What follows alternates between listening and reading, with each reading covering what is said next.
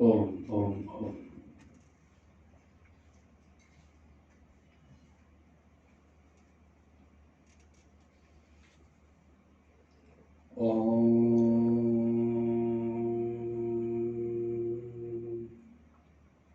श्री परमात्मने नमः। ओम पार्थाय प्रतिबोधितां भगवता नारायणेन स्वयं व्यासेन ग्रथितां पुराणमुनिना मध्ये महाभारते अद्वैतामृतवर्षिणीं भगवतीम् अष्टादशाध्यायिनीम् अम्ब त्वामनुसन्दधामि भगवद् गीते भवद्वेषिणीम्। नमोऽस्तु ते व्यासविशालबुद्धे फुल्लारविन्दायतपत्रनेत्र येन त्वया भारततैलपूर्णः प्रज्वालितो ज्ञानमयः प्रदीपः प्रपन्नपारिजाताय स्तोत्रवेत्रैकपाणये ज्ञानमुद्राय कृष्णाय गीतामृतदुहे नमः। सर्वोपनिषदो गावो दुग्धा गोपालनन्दनः पार्थो वत्सः सुधीर्भोक्ता दुग्धं गीतामृतं महत्। वसुदेवसुतं देवं कंसचाणूरमर्दनं देवकी परमानन्दं कृष्णं वन्दे जगद्गुरुं। भीष्मद्रोणतटा जयद्रथजला गान्धारनीलोत्पला शल्यग्राहवती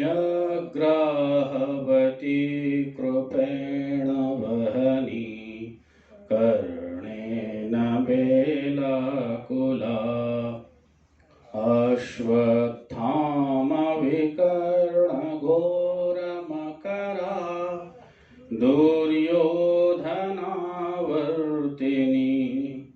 सोत्तीर्णा खलु पाण्डवैरननदी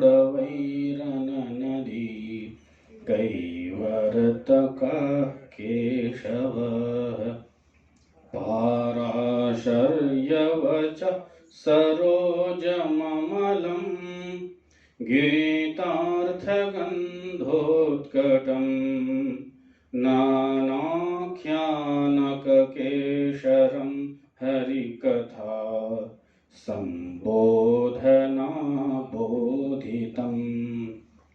लोके सज्जनषट्पदैरहरहः पेपीयमानं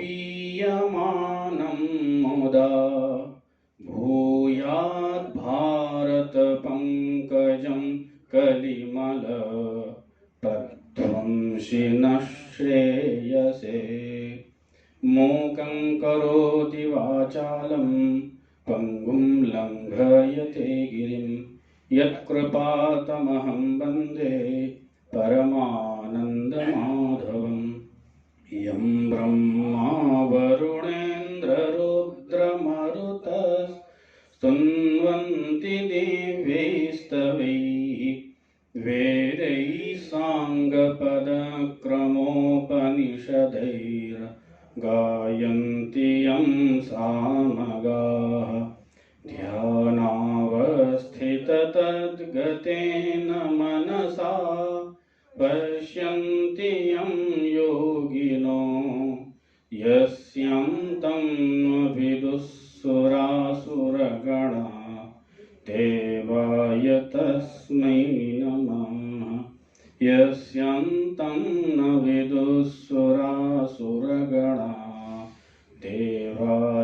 तस्मै नमः। कृष्णाय वासुदेवाय हरये परमात्मने प्रणतक्लेशनाशाय गोविन्दाय नमो नमः। शङ्करं शङ्कराचार्यं केशवं बादरायणं सूत्रभाष्य कृतौ वन्दे भगवन्तौ पुनः पुनः। ईश्वरो गुरुरात्मेति मूर्तिभेदविभागिने व्योमवद्व्याप्तदेहाय दक्षिणामूर्तये नमः। ॐ शान्तिः शान्तिः शान्तिः। श्रीराम जय राम जय जय राम। श्रीराम जय राम जय जय राम। श्रीराम जय राम जय जय राम। श्रीराम जय राम जय जय राम। श्रीराम जय राम जय जय राम। श्रीराम जय राम जय जय राम। श्रीराम जय राम जय जय राम। श्रीराम जय राम जय जय राम। जय जय राम जय जय राम। सच्चिदानंद भगवान की, ब्रह्म विद्या गीता मात की, सद्गुरुदेव भगवान की जय। ओम नमः पार्वतीपते हर हर महादेव। परम मंगलमय अकारण करुणा वरुणालय सच्चिदानंद घन परब्रह्म परमात्मा, हम सबकी अंतरात्मा सघटवासी भगवान नंद नंदन श्री कृष्णचंद्र जी की दिव्य मंगलमयी कृपा भरी दृष्टि से मुंबई स्थित वेदांत विद्या के प्राण केंद्र श्री प्रेमपुरी आश्रम के इस दिव्य प्रांगण में दैया गीता चिंतन माला के इस पावन अवसर पर मेरे सम्मुख विराजमान सभी स्वाध्यायी जनों को अभिनंदन प्रणाम। हम लोग भगवद गीता के तृतीय अध्याय के संबंध भाष्य पर विचार कर रहे हैं।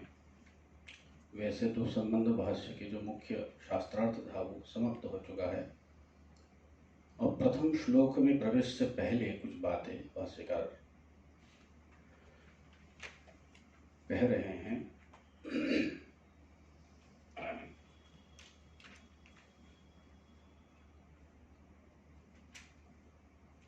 अर्जुन ने प्रश्न किया, ज्यायसि चेत् कर्मणस्ते मता बुद्धिर्जनार्दन तत्किं कर्मणि घोरे माम नियोजयसि केशव। भगवान से कहते हैं, जनार्दन, अगर आप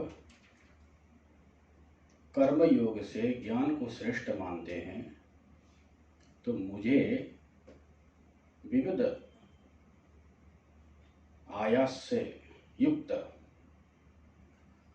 हिंसात्मक कर्म में क्यों लगा रहे हैं? यह अर्जुन का प्रश्न है। अब इस प्रश्न में जाने से पहले भाष्यकार ये शास्त्रार्थ किया, किससे किया? वृत्तिकार बोधायन आचार्य से। उनका मत है कि ज्ञान और कर्म का समुच्चय से ही मोक्ष होगा।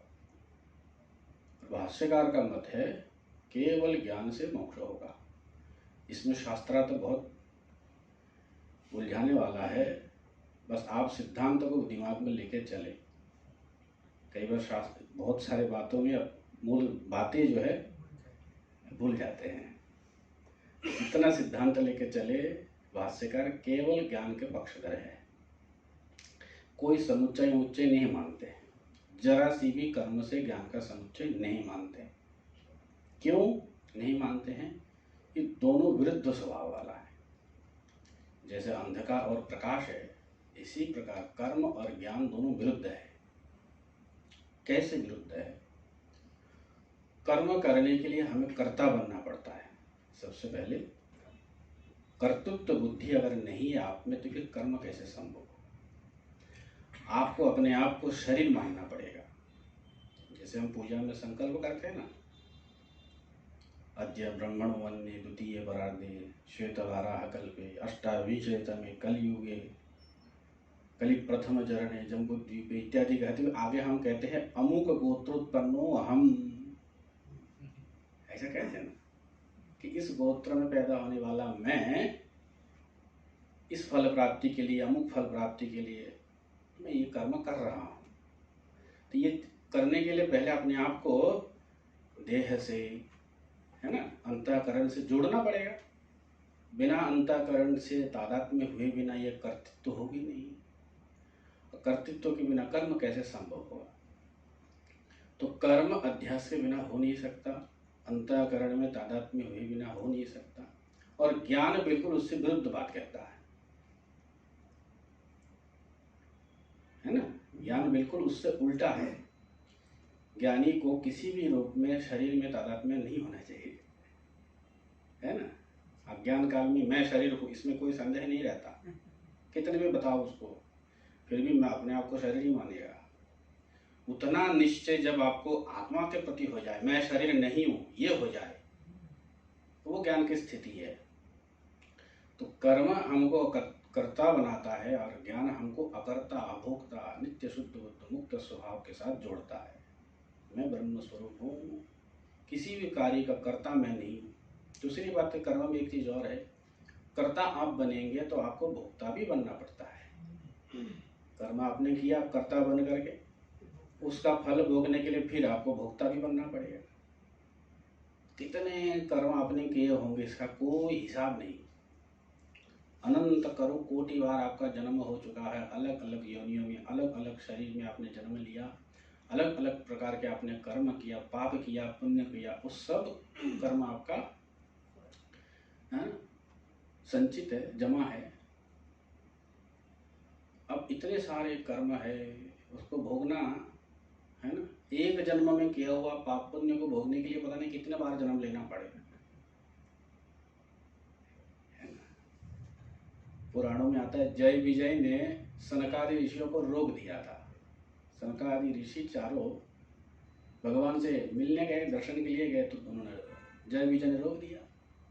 तो शाप दे दिया, किसने? 3 जन्मों के लिए शाप दे दिया।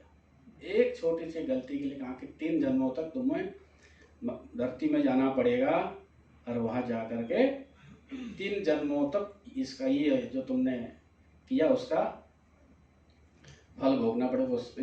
इस कर्म का फल भोगो जाके 3 जन्मों तक। अब बताइए, अब हम कितने घोर कर्म कर रहे हैं, पाप कर रहे हैं, पुण्य कर रहे हैं।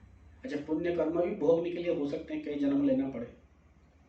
बहुत से ऐसे लोग होते हैं, बहुत ऐश्वर्य में पैदा होते हैं, बड़े धनवान के घर में पैदा हुए, अब इतना धन है, इतना ऐश्वर्य है कि वहाँ भगवत भक्ति में लग ही नहीं पाए।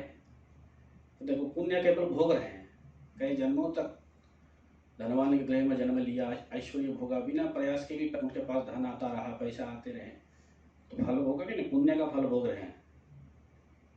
कुछ लोग होते हैं पाप का फल भोग रहे हैं। तो कर्म करने के लिए पहले कर्ता बनो, फिर उसका फल भोगने के लिए फिर उसमें भोक्ता बनो। तो कर्ता और भोक्ता ये कर्म योग में, कर्म करने में ये हमको बनना ही पड़ता है, और वो अध्यास के बिना होगा नहीं। जब तक आपका अंतःकरण में अध्यास नहीं है, शरीर में अध्यास नहीं है, तब तक ये कर्म। ज्ञानी तो महाराज अपने आप को कर्म से शून्य, एक नित्य अविनाशी ब्रह्म रूप में जानते हैं, अनुभव करते हैं। तो ये दोनों विरुद्ध स्वभाव है। अब इसलिए भाष्यकार कहते हैं, इन दोनों में कभी भी कोई रत्ती भर भी समुच्चय नहीं हो सकता, कहीं से भी। करना क्या है? सर्व कर्म संन्यास पूर्वक आत्मज्ञान से ही ये संसार का उच्छेद होगा। भगवान ने शुरू के जो उपद्घात भाष्य है, इसमें भी एक पंक्ति से उन्होंने इस बात को कहा है कि सर्व कर्म संन्यास पूर्वक ही हमें वो ये संसार का उच्छेद होगा। शुरुआत में भगवान ने कह दिया था ये बात को, है ना। तब च सर्व कर्म संन्यास पूर्वकात् आत्मज्ञान निष्ठा रूपात् धर्माद् भवति। जो दो धर्म है गीता जी में, एक प्रवृत्ति लक्षण धर्म है और निवृत्ति लक्षण धर्म है।